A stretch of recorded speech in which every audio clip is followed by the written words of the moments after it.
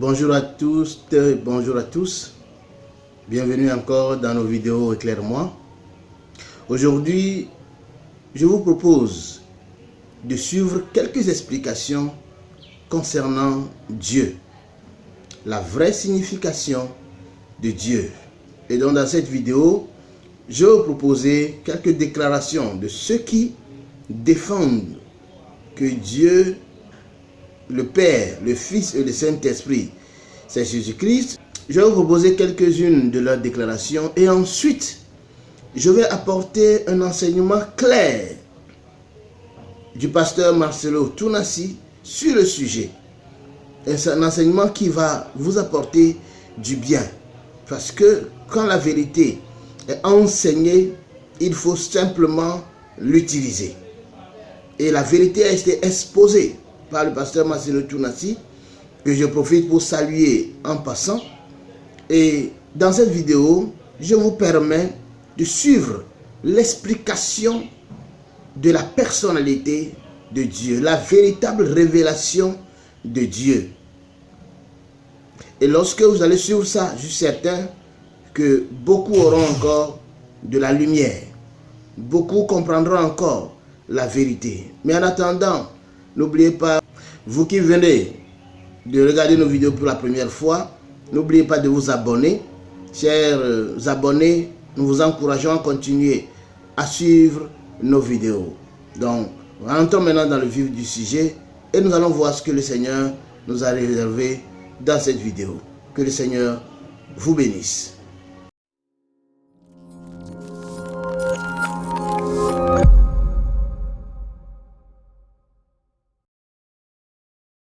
Il y a un seul Dieu en trois personnes distinctes. Le Père est Dieu, le Fils est Dieu, le Saint-Esprit est Dieu, mais le Père n'est pas le Fils n'est pas le Saint-Esprit, mais ils ne font pas trois dieux, ils font un Dieu. Qui a déjà mal à la tête? Je te donne les Doliprane. Tout ce qu'on est en train de parler là, c'est Jésus, son Père. Jésus, son Père, Jésus. Toi et moi, on n'a pas mieux placé que Jésus pour nous indiquer son Père. Jean chapitre 14, le verset 6. Puisque c'est de Jésus qu'on parle, c'est de lui que tu veux parler. On va lire le témoignage du Seigneur Jésus-Christ concernant son Père. Son Père. Vas-y. Jean 14, 6. Jean 14, 6. Puis Jésus dit. Je suis le chemin. Je suis le chemin. La vérité et la vie. La vérité et la vie. Nul ne vient au Père. Il n'a pas dit nul ne va au Père, il dit nul ne vient au Père. Mais quand il dit mon Père est plus grand que moi, mais où vous êtes là? Votre corps physique n'est pas plus vieux que votre corps spirituel. Le spirituel est plus grand que le physique. Toujours. Le spirituel est plus vieux que le physique. Toujours. Notre esprit est au-dessus de notre corps. Toujours. Donc il est notoire que la dimension humaine, parlant de la dimension spirituelle, pas de la grandeur de la spiritualité. Amen. Où est le problème qui est dedans? Alors, je suis un homme. Mon fils Oracle est un homme. Ma fille Choukrani est un homme, n'est-ce pas? Les filles aussi sont des hommes, non? Alors, est-ce que le fait que Oracle est un humain et que Choukrani est une humaine, est-ce qu'ils sont moi? Nous partageons l'humanité, mais nous ne sommes pas les mêmes. Et le Père, le Fils et le Saint-Esprit partagent la divinité, mais ils ne sont pas les mêmes. Le Père est Dieu, le Fils est Dieu, le Saint-Esprit est Dieu, mais le Père est le Père, le Fils est le Fils, le Saint-Esprit est le Saint-Esprit.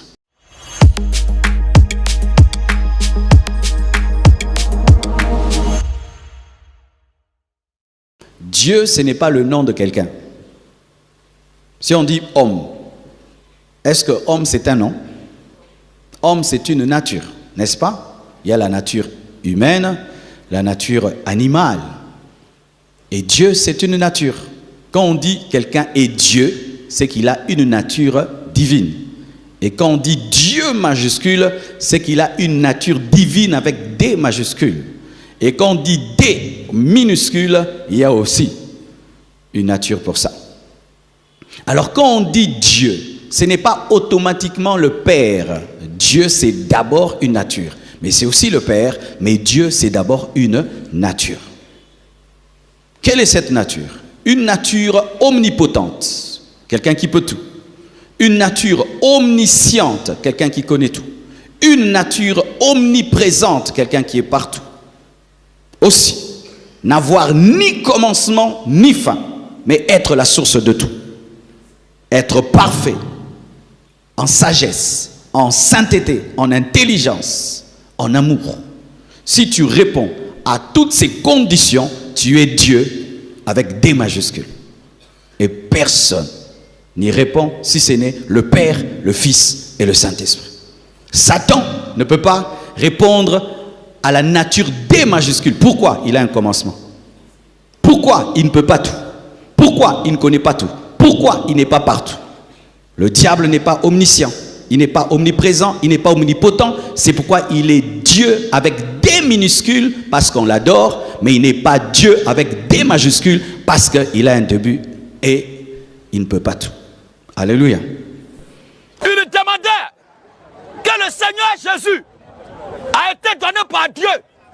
Pour lui, Dieu est là et puis il a donné son fils. Mais quand la Bible dit que Dieu a donné son fils, c'est simplement dans la notion biblique là. C'est quand Dieu prend un corps sacrificiel pour s'offrir un sacrifice que la Bible parle comme ça. Tu vas comprendre avec le temps. Tu vas comprendre avec le temps. Tu vas comprendre avec le temps. Allons-y. Je vais vous donner beaucoup de versets aujourd'hui. Ce sera comme un mini cours de théologie. Amen.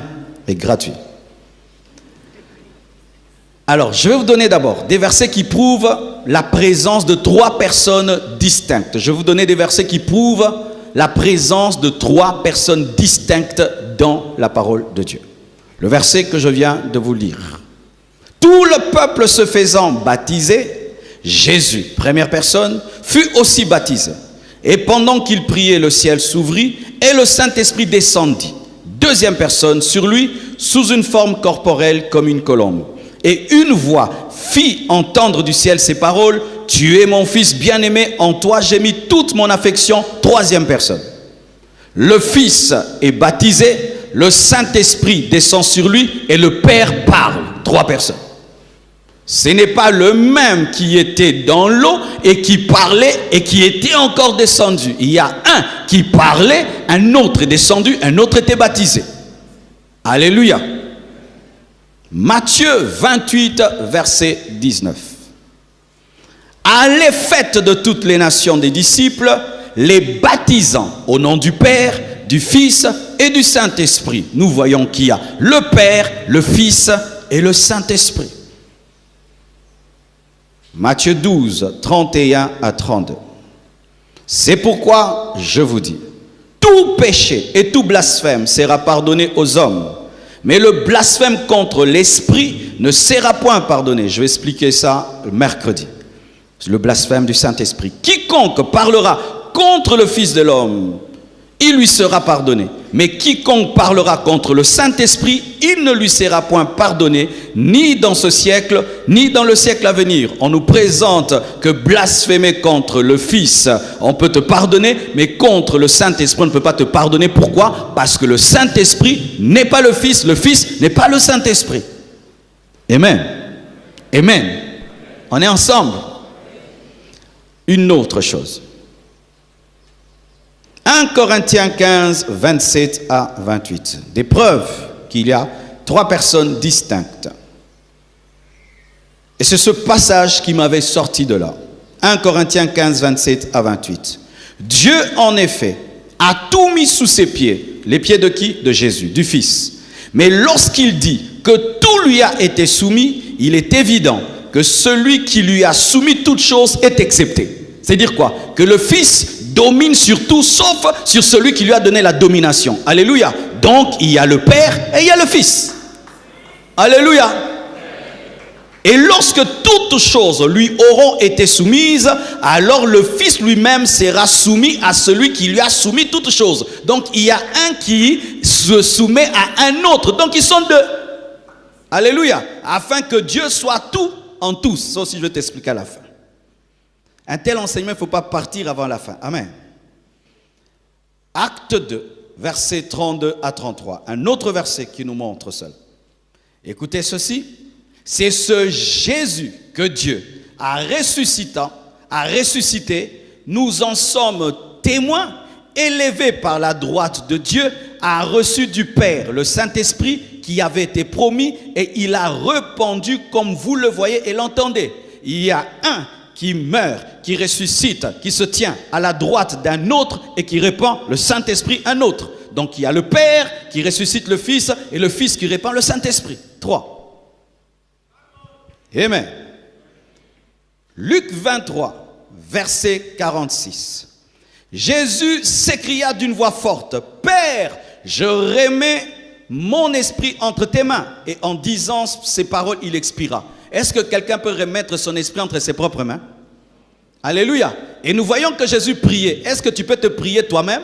On ne prie que quelqu'un d'autre. Donc il y a le Père, il y a le Fils c'est le Fils, le Père c'est le Père. Parce qu'on ne se prie pas soi-même. Alléluia. Il a remis son esprit entre les mains du Père. Parce que le Fils est distinct du Père. Jean 1, verset 18. Personne n'a jamais vu Dieu. Le Fils unique qui est dans le sein du Père est celui qui l'a fait connaître. Le Fils est dans le Père. Alléluia. Il y a le Père, mais en qui il y a le Fils. Et le Fils fait connaître le Père en qui il est. Deux personnes distinctes. Alors, voici encore des versets qui présentent que le Fils est Dieu sans être le Père.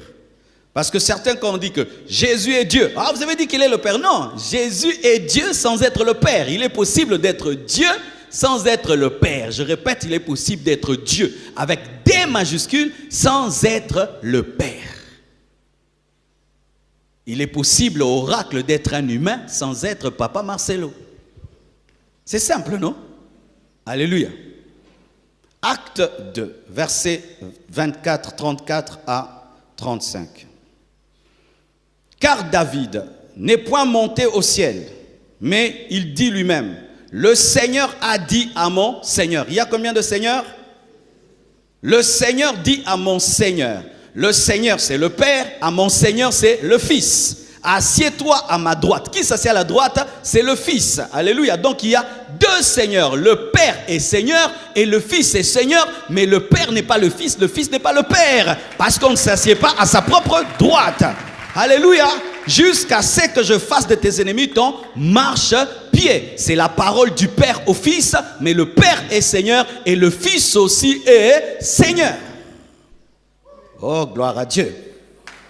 Le deuxième verset qui m'avait sorti de là, je vous le donne. Il est trop clair. Dis à ton voisin, c'est clair ce qui vient là, est trop clair.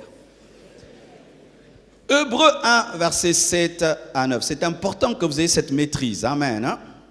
De plus, il dit des anges, c'est le Père qui dit. Celui qui fait de ses anges des vents et de ses serviteurs une flamme de feu. Mais il dit au Fils, ton trône, ô Dieu, est éternel. Le Père dit au Fils, ton trône, ô Dieu. Dieu avec minuscule, Dieu avec D majuscule. Jésus n'est pas qu'un prophète, Jésus n'est pas un ange, Jésus est Dieu avec D majuscule, parole de son Père, qui n'est même pas jaloux de ça. Je vais t'expliquer aussi pourquoi il n'y a pas la jalousie chez eux. Je t'explique déjà, ce ne sont pas des humains comme nous. Chaque fois qu'on explique cela, il y a l'homme qui dit, ah, mais comment ils peuvent être ensemble? Ils ne sont pas humains comme nous, où on se querelle, on se chamaille. De plus, il dit, des anges, celui qui fait des anges des vents, et de ses serviteurs une flamme de feu. Mais il dit au Fils, ton trône, ô Dieu, est éternel, le sceptre de ton règne est un sceptre d'équité. Écoutez maintenant encore, tu as aimé la justice, et tu as haï l'iniquité, c'est pourquoi, ô Dieu, ton Dieu.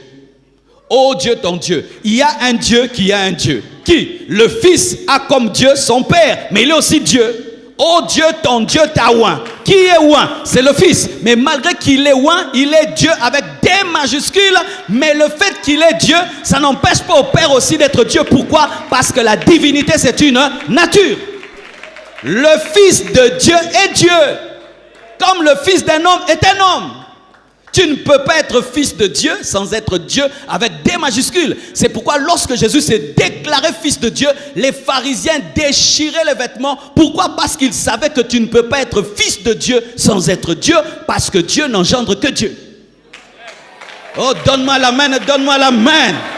Aujourd'hui, tu vas adorer Jésus. Aujourd'hui, tu vas adorer Jésus. Aujourd'hui, tu vas adorer Jésus. Alléluia.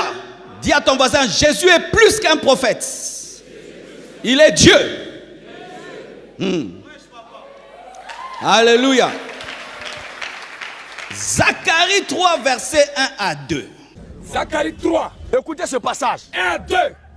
Écoutez ce passage, s'il vous plaît. Il me fit voir Josué, Il me fit voir Josué, le souverain sacrificateur, le souverain sacrificateur, debout devant l'ange de l'Éternel. debout devant l'ange de... Debout devant l'ange de... L'Éternel. Vas-y. Et Satan, Satan. qui se tenait à sa droite pour l'accuser. Satan se tenait à la droite de Josué pour l'accuser. L'Éternel dit à Satan, Frère, écoute bien cette expression-là. L'Éternel dit à Satan que l'Éternel te réprime. Satan. Le président dit, reprends ton nom au vert. Le président dit à Olivier que le président te gratifie. Mais qui est le président? L'Éternel dit à Satan. Qui est le président? Et qui est en train de parler?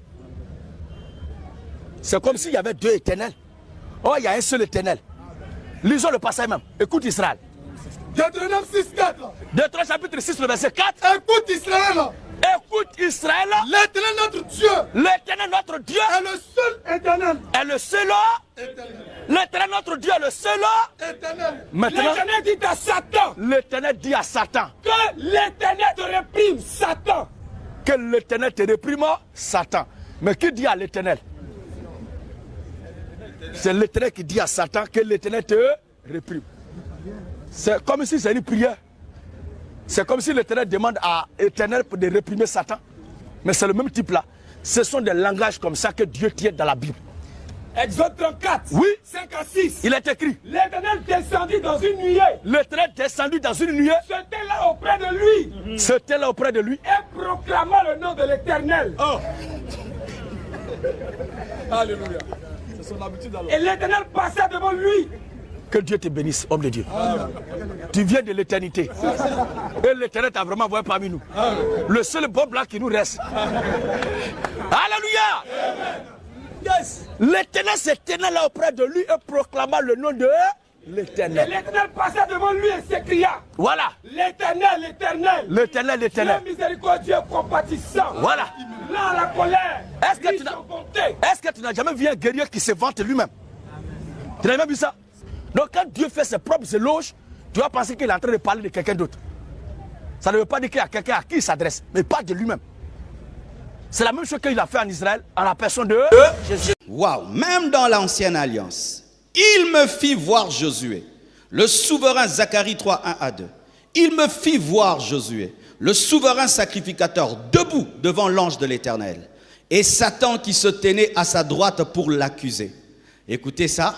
L'Éternel dit à Satan que l'Éternel te réprime. L'Éternel dit à Satan que l'Éternel te réprime. Donc il y a combien d'Éternels? Il y en a deux. Satan, que l'Éternel te réprime. Lui qui a choisi Jérusalem. N'est-ce pas là un tisson arraché du feu? Il y a un Éternel qui est l'avocat, un autre qui est juge. L'éternel avocat c'est le Fils, l'éternel juge c'est le Père. Les deux sont des éternels. Le Père est éternel, le Fils est éternel. Le Père est Seigneur, le Fils est Seigneur. Le Père est Dieu, le Fils est Dieu. Pourquoi? La nature. Ésaïe 9, verset 5. La prophétie messianique donnée par Ésaïe sur la naissance de Jésus. Car un enfant nous est né, un fils nous est donné, et la domination reposera sur son épaule. On l'appellera admirable, conseiller, Dieu puissant, Père éternel, prince de la paix. Il n'est pas que prince de la paix, il est aussi Père éternel, Dieu puissant. Souvent nous disons Jésus le prince de la paix. Jésus n'est pas que le prince de la paix, il est Père éternel et Dieu puissant. Il n'est pas que conseiller, Dieu puissant. Et tu vas voir, il est conseiller, le Saint-Esprit c'est conseiller. Mais est-ce que parce que Jésus est conseiller, il est le Saint-Esprit?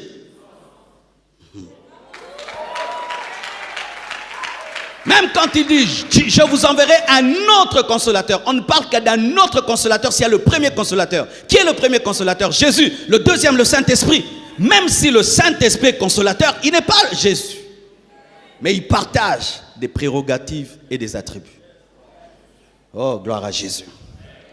Alors, mes frères et sœurs, voyez encore ceci. Dans Luc 22, versets 41 à 42, la Bible dit: puis il s'éloigna d'eux à la distance d'environ un jet de pierre, et s'étant mis à genoux, il pria, disant: Père, si tu voulais éloigner de moi cette coupe, toutefois que ma volonté ne se fasse pas, mais la tienne. Est-ce qu'on peut se battre contre sa propre volonté? On ne peut se battre que contre la volonté de quelqu'un d'autre. Donc il y a la volonté du Père et il y a la volonté du Fils. Mais la volonté du Père est au-dessus de la volonté du Fils. Jésus-Christ n'a jamais refusé l'adoration, prouvant qu'il est Dieu. Lorsqu'on voulait adorer les disciples, ils refusaient. Lorsqu'on voulait adorer les apôtres, ils refusaient. Ils ont même déchiré leurs vêtements. Lorsqu'on est venu, on les a appelés Jupiter. Ils ont refusé cela. Lorsque Jean a voulu adorer l'ange, l'ange a refusé. Il dit: ne le fais pas. Je suis un serviteur comme toi. Adore Dieu. Mais Jésus, quand on l'adorait, est-ce qu'il refusait? Jésus n'a jamais refusé. Pourquoi? Parce qu'il est digne de recevoir l'adoration. Il n'est pas, est-ce que je peux te choquer? Il n'est pas devenu digne de recevoir l'adoration quand il est mort et ressuscité, même avant. Même avant. Parce que Jésus n'est pas devenu Dieu en mourant et en ressuscitant. Mais il t'a sauvé en mourant et en ressuscitant, mais il était déjà Dieu avant de mourir et de ressusciter. Ah, donne-moi la main, donne-moi la main, donne-moi la main. Et je vais te le révéler rien qu'au début quand il naît. Qu'est-ce qui est arrivé quand il est né? Matthieu 22, verset 11. Ils entrèrent dans la maison, virent le petit enfant avec Marie, sa mère, se prosternèrent, dites se prosternèrent, et l'adorèrent. Ils ouvrirent ensuite leur trésor et lui offrirent en présent de l'or, de l'encens et de la myrrhe. Dès que Jésus est venu sur la terre, on l'a adoré. Bébé, on l'a adoré. Pourquoi? Même quand il était bébé, il était Dieu avec des majuscules. Alléluia. Jésus n'est pas devenu Dieu. Il était Dieu même dans le ventre de Marie et même avant d'entrer dans le ventre de Marie. C'est pourquoi il dit qu'avant qu'Abraham ne soit, je suis.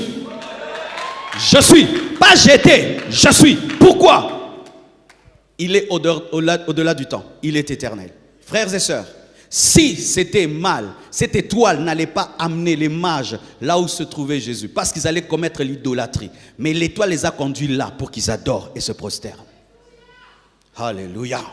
Et vous savez, Marie était une femme qui craignait Dieu, et Joseph. S'ils avaient vu les mages en train d'adorer Jésus et que Jésus n'était pas Dieu, ils allaient dire: arrêtez, abomination, abomination. Parce que Joseph était de la tribu de Juda et Marie de la tribu de Lévi. Elle devait refuser. Mais si ils ont laissé faire, parce que c'était correct.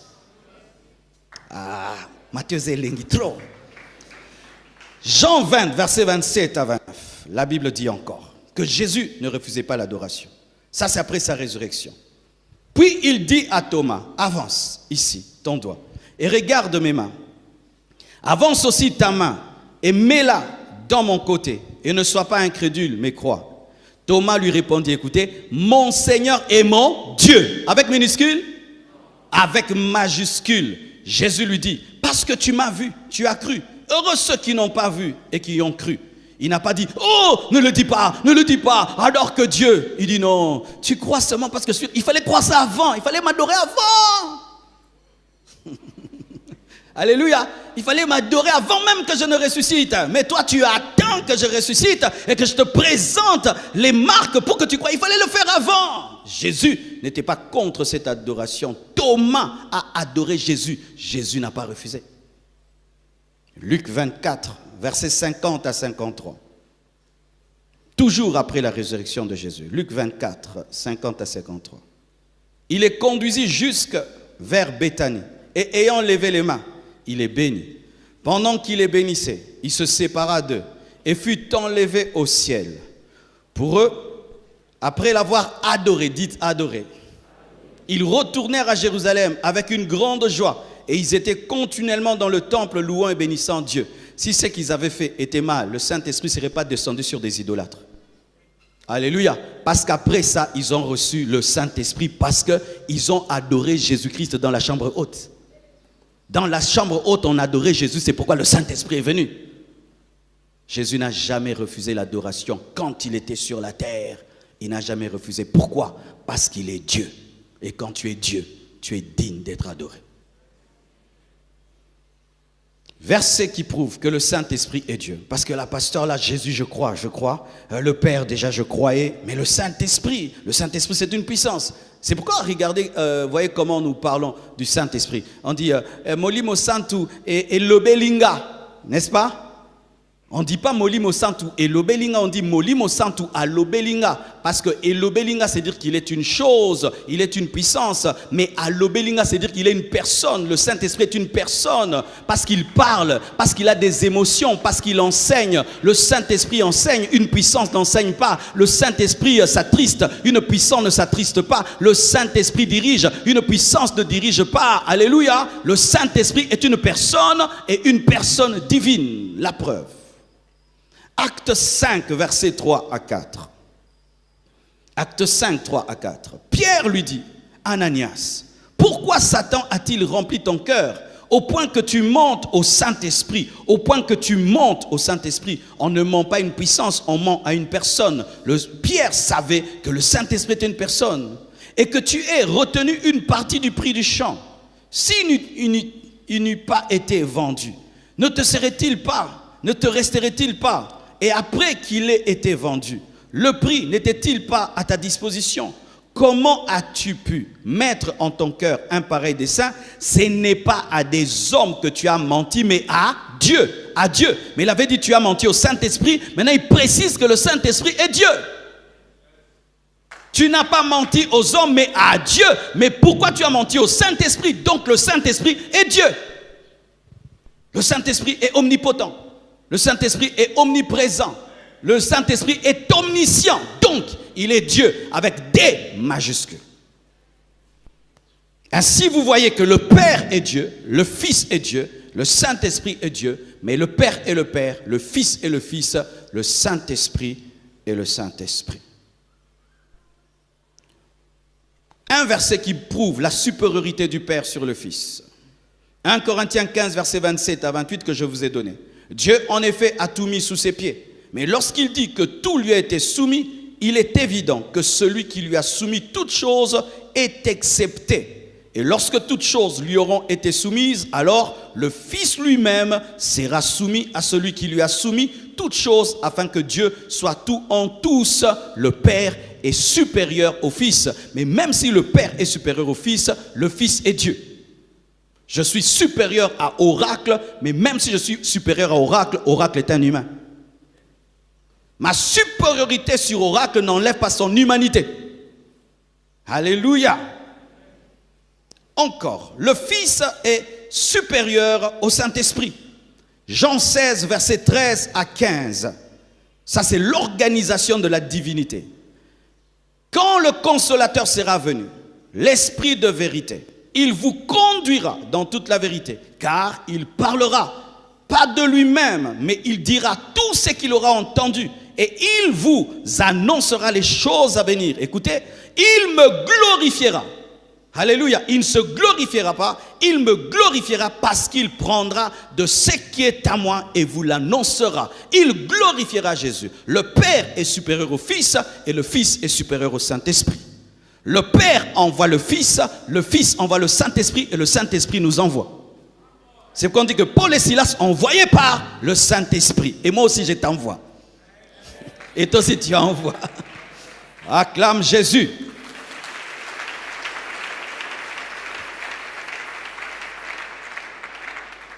Mais dans certains versets, nous voyons que le Père et le Fils partagent des attributs. Le Fils est appelé Père éternel, le Père aussi est appelé Père éternel dans Ésaïe 9, verset 5 que je vous ai donné. Le Fils est appelé éternel, le Père aussi est appelé éternel dans Zacharie 3, verset 2 que je vous ai donné. Le Père est créateur, le Fils aussi est créateur. Jean 1, verset 1 à 3. Au commencement était la parole, et la parole était avec Dieu, et la parole était Dieu. Elle était au commencement avec Dieu. Toutes choses ont été faites par elle et rien de ce qui était fait n'a été fait sans elle. Nous voyons, il y a le Dieu et il y a aussi un autre Dieu. Il y a Dieu, parole, et l'autre Dieu, à côté de qui est la parole. Alléluia. Mais les deux sont créateurs. Le Père est créateur, le Fils aussi est créateur. Le Père est Seigneur, le Fils aussi est Seigneur, comme on vous l'a donné dans Actes 2, verset 34. Donc, dans certains versets, nous voyons que le Père et le Fils partagent les attributs, mais ce n'est pas que ça fait du Père le Fils et le Fils le Père, parce que nous voyons aussi que le Saint-Esprit et Jésus partagent certains attributs, conseiller, consolateur, alléluia. Mais le Fils et le Fils, le Saint-Esprit, c'est le Saint-Esprit. Malgré tout cela, ils sont unis. 1. Jean 16, versets 13 à 15. Quand le consolateur sera venu, l'Esprit de vérité, il vous conduira dans toute la vérité, car il ne parlera pas de lui-même, mais il dira tout ce qu'il aura entendu, et il vous annoncera les choses à venir. Écoutez, il me glorifiera parce qu'il prendra de ce qui est à moi et vous l'annoncera. Tout ce que le Père a est à moi, c'est pourquoi j'ai dit qu'il prendra de ce qui est à moi et qu'il vous l'annoncera. C'est-à-dire que le Fils prend dans le Père et le Saint-Esprit prend dans le Fils. Et donc, le Saint-Esprit prend dans le Père. Ce qui est au Père est au Fils et ce qui est au Fils est au Saint-Esprit. Donc ce qui est au Père est aussi au Saint-Esprit. Alléluia. Alléluia. Jean 10, verset 30 dit, « Moi et le Père, nous sommes un. » C'est-à-dire l'unité. Ce n'est pas que le Père et le Fils et le Père, mais ils sont unis, communion. Un verset souvent que certains utilisent pour dire que le Fils est le Père. Jean 14, versets 8 à 9, la Bible dit. Philippe lui dit, « Seigneur, montre-nous le Père et cela nous suffit. » Montre-nous le Père et cela nous suffit. Ok. Jésus lui dit, « Il y a si longtemps que je suis avec vous et tu ne m'as pas connu, Philippe. Celui qui m'a vu a vu le Père. Comment dis-tu, montre-nous le Père? » Alors, vous voyez, le Fils, c'est le Père. Non, celui qui m'a vu a vu le Père. Il a dit, celui qui m'a vu a vu le Père. Ça veut dire quoi?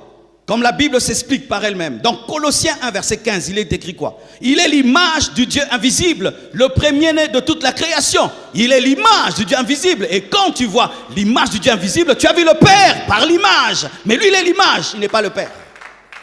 Alléluia. Celui qui a vu Jésus a vu le Père. C'est vrai. Pourquoi? Parce qu'il est l'image. Et voici quelques détails. Le Père a envoyé le Fils pour mourir. Le Fils est mort et le Fils est ressuscité. Et il a fait naître l'Église et il a confié son Église au Saint-Esprit qui l'amène à la maturité pour que le Fils revienne la prendre. Et quand le Fils va revenir la prendre, il va l'amener dans le millénium, il va l'amener dans la nouvelle Jérusalem céleste. Mais à la fin, toutes choses seront soumises au Père. Alléluia.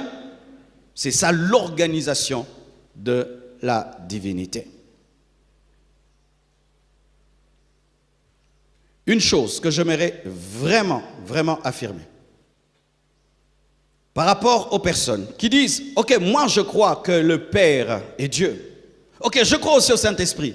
Mais Jésus, non, Jésus, moi je ne crois pas. » Mes frères, j'aimerais affirmer une chose. Il n'y a pas le salut dans le Père.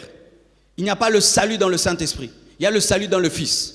Pourquoi? Parce que le Père, au lieu de te sauver, il a dit, je te sauve par mon Fils et tu dois suivre le protocole du Père. Si je dis, désormais pour me voir, tu passes par oracle. Si tu refuses de passer par oracle, tu es un rebelle. Alléluia. Et Dieu a dit que c'est Jésus qui est le chemin, qui est la vérité et qui est la vie. Si tu ne passes pas par Jésus, tu ne peux être sauvé. Celui qui a le Fils a la vie et celui qui n'a pas le Fils n'a pas la vie et la colère du Père repose sur lui. La Bible dit dans 1 Jean 5 verset 11, et voici ce témoignage, c'est que Dieu nous a donné la vie éternelle et que cette vie est dans son Fils. La vie éternelle du Père est dans le Fils. Donc si tu n'as pas le Fils, tu n'as pas la vie. Vous pouvez être des millions et des millions. Vous ne croyez pas ça. Vous irez en enfer. L'Église doit affirmer ça. Nous ne pouvons pas comprendre d'autres chemins. Nous ne pouvons pas comprendre d'autres voies du salut. Il n'y a qu'une seule voie du salut. Le Fils, le Fils, le Fils, le Fils, le Fils, le Fils. bien-aimé en qui le Père a mis toute son affection, il a dit, écoutez-le. C'est l'investissement du Père. Alléluia. Celui qui a le Fils a la vie. Celui qui n'a pas le Fils de Dieu n'a pas la vie. Celui qui n'a pas Jésus n'a pas la vie. Celui qui n'a pas Jésus n'a pas la vie. Qu'il croie à tel prophète, à tel autre prophète, même si leur église a des milliards de personnes, celui qui n'a pas le Fils n'a pas la vie. Si pour toi, Jésus c'est seulement un prophète, tu es perdu. Si pour toi, Jésus ce n'est qu'un homme, tu es perdu. Tu es sauvé lorsque tu crois qu'il est Fils de Dieu, qu'il est mort, qu'il est ressuscité pour toi et qu'il a la vie éternelle à te donner. Donne-moi un amen. Oh, gloire à Jésus. Affirmez ça, confirmez ça. Redites ça et redites ça encore. Car si tu ne crois pas en Jésus-Christ comme Dieu, il ne peut te sauver. Car si tu ne crois pas en lui comme Dieu et tu crois qu'il n'est qu'un homme, il va te donner un salut humain. Pour qu'il te donne un salut divin, tu dois croire qu'il est Dieu. Afin que ce qu'il te donne dure dans l'éternité. Frère, ce n'est pas de la blague. Lorsque nous évangélisons, nous devons être affermis dans ce que nous croyons. Même si le monde entier dira le contraire, ça demeure la vérité. Parce que le monde entier peut se perdre. Oh, donne-moi l'amen.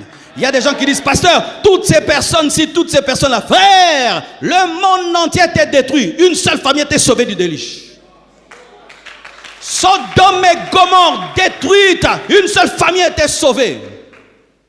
Dieu n'est pas dans le nombre, Dieu est dans la vérité. Et nous ne changerons pas la vérité, même si des foules remplies d'ignorance remplissent le stade, la vérité reste la vérité. Celui qui a le Fils a la vie et celui qui n'a pas le Fils n'a pas la vie. C'est l'organisation de la divinité. Oh, moi je veux le Père. Et quand nous sommes allés en Israël, on a vu ça. Des hommes qui ne croient pas au Fils, qui ne croient pas au Saint-Esprit. Non, ils croient au Saint-Esprit. Et ils croient au Père, mais ils ne croient pas au Fils. Ils sont perdus. Pour que les Juifs soient sauvés, ils doivent croire que Jésus est le Fils de Dieu et qu'il est Dieu. Si le Juif ne croit pas que Jésus est le Fils de Dieu et qu'il est Dieu, il ne sera pas sauvé. Même s'il croit au Père et il croit au Saint-Esprit. C'est le protocole divin. Comment tu peux connaître le chemin du paradis si tu n'as pas rencontré celui qui vient du paradis? Comment tu peux entrer dans le Père si tu ne connais pas celui qui connaît le chemin du Père? Car c'est celui qui vient du Père qui peut te mener vers le Père parce qu'il connaît le chemin qui mène vers le Père parce que lui il a quitté le ciel pour la terre. Comment toi tu peux aller sans le chemin, sans l'ascenseur? Oh, gloire à Dieu. Mes frères et sœurs, mais quand tu entends tout ça, il y a quelqu'un qui va te dire, tu as vu, clairement ton propre pasteur t'a dit que vous avez 3 dieux. Vous avez 3 dieux. Vous avez 3 dieux, vous êtes des idolâtres. Il est écrit que tu n'adoreras qu'un seul Dieu, qu'il n'y a qu'un seul Dieu. Vous avez 3 dieux, Père, Fils, Saint-Esprit. Vous êtes des idolâtres. Et il y a des gens qui disent ça. Vous êtes des idolâtres. Non, je n'ai pas 3 dieux. J'ai un Dieu. Comment expliquer un Dieu dans lequel il y a 3 personnes? Lisons la parole de Dieu. Et bizarrement, Dieu a mis ça au début de la Bible. Parce qu'il savait qu'il y aurait des problèmes. Genèse 1, verset 26. Mettons cela. Puis Dieu, singulier, non? On dit puis les dieux. On dit quoi? Puis Dieu, singulier, dit. Est-ce qu'on dit puis les dieux dirent? On dit puis Dieu dit, faisons. Non, il devait dire puis Dieu dit, je fais l'homme. Mais il dit faisons. C'était avec les anges? C'était avec qui? C'était avec qui? C'était avec qui? C'était le Père, le Fils et le Saint-Esprit.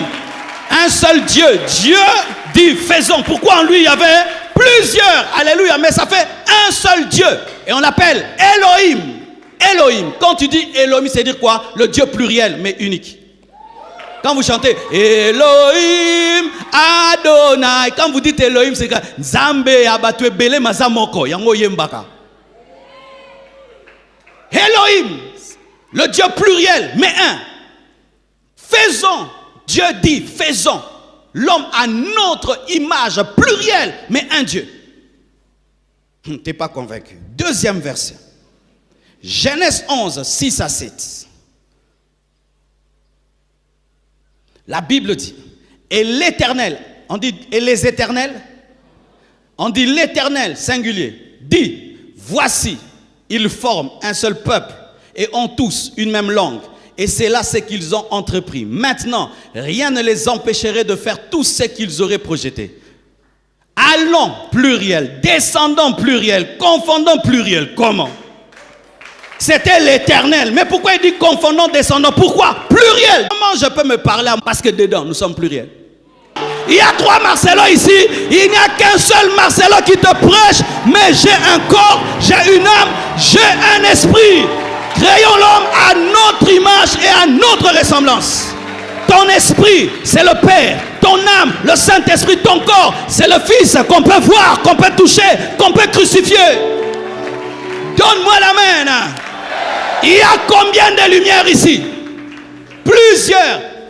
Combien de lampes? Plusieurs. Mais il y a combien de lumières? Une seule lumière. Plusieurs lampes, une seule lumière. 3 lampes te donneront une seule lumière. Le Père, le Fils et le Saint-Esprit. Un seul Dieu. L'Éternel. Dieu dit, créons. Donne-moi les paniers là, je vais expliquer. Les paniers. 3 paniers seulement. 3 paniers. 3 paniers. Rapidement, gérez l'onction, frère. Gérez l'onction. Frère Okim Sangamateat. Rapidement. Vite, vite, vite, vite. Ok. Mettons. Non, garde ça debout. Mettons le Père, le Fils, le Saint-Esprit. Le Père est Dieu. C'est un panier. Le Fils, Dieu. Panier, panier. Tous les 3 sont des paniers. Amen. Mais est-ce que ce panier, c'est ce panier? Est-ce que ce panier, c'est panier? Même si ça ressemble, est-ce que c'est le même panier? Maintenant, le Fils est dans le Père. Et le Saint-Esprit est dans le Fils. Un seul, Elohim. Un seul. Mais dedans, il y a 3. Mais un seul. Tu n'es pas un idolâtre, mais tu pries un Dieu tellement profond que c'est difficile de le comprendre avec la tête. C'est pourquoi tu as des maux de tête. C'est pourquoi tu as des maux de tête. On ne comprend pas Dieu avec le cerveau. On le comprend avec l'esprit. C'est pourquoi tu as des maux de tête. Va t'agenouiller, lis ta Bible, tes yeux s'ouvriront. Donne-moi la main. Donc c'est ce que nous avons besoin de comprendre. Dieu était en Christ quand il était sur la terre. Paul n'a pas dit Dieu était en Jésus pour qu'on nous fasse croire que Christ là c'est Dieu, Jésus là c'est le côté humain. Quel mensonge et quelle aberration. Acceptez qu'on nous apporte la correction qu'il faut. Acceptez la correction. La Bible dit dans Hébreux chapitre 12 que la correction est toujours douloureuse, mais elle apporte l'ouverture des yeux. Elle vous ouvre les yeux. Elle change quelque chose en vous. Donc acceptez qu'on apporte la correction. Acceptez de recevoir la correction. Parce qu'il y a des gens qui vous suivent naïvement. Naïvement. Il y a des gens qui vous suivent dans toute leur ignorance absolue. Parce que vous avez dit une parole de vérité. Alors ils boivent tout ce que vous dites. C'est votre devoir d'être humble et d'accepter la correction. Je tiens à souligner que si j'ai découvert ces enseignements sur les réseaux sociaux, c'est sur les réseaux sociaux que je vais apporter la correction. Je n'irai sur le terrain rencontrer qui que ce soit. Parce que ce n'est pas ça le nécessaire. Peut-être c'est ça qui vous ferait plaisir. Mais ça là, il faut l'effacer. Si j'ai pu écouter les autres sur les réseaux sociaux, que les autres aussi apprennent à écouter sur les réseaux sociaux. Il n'y a rien de plus simple que ça. Si vous tenez à ce que voilà, les gens viennent sur le terrain vous rencontrer, ne publiez pas vos vidéos sur les réseaux sociaux. Allez seulement parler dans les rues. Ceux qui ont entendu, ils ont entendu, c'est ce que Jésus a fait. Jésus n'avait pas de réseaux sociaux. Puisque vous dites que c'est Jésus que vous voulez ressembler en sortant dans les rues, il n'y a pas de problème. Moi je ne condamne pas ça. Mais il ne faut pas dire que tout le monde doit faire ça. Il ne faut pas nous dire que c'est ce que tout le monde doit faire. C'est que ça, c'est le fait d'être bloqué dans son raisonnement et dans sa mentalité. Soyez délivrés au nom de Jésus.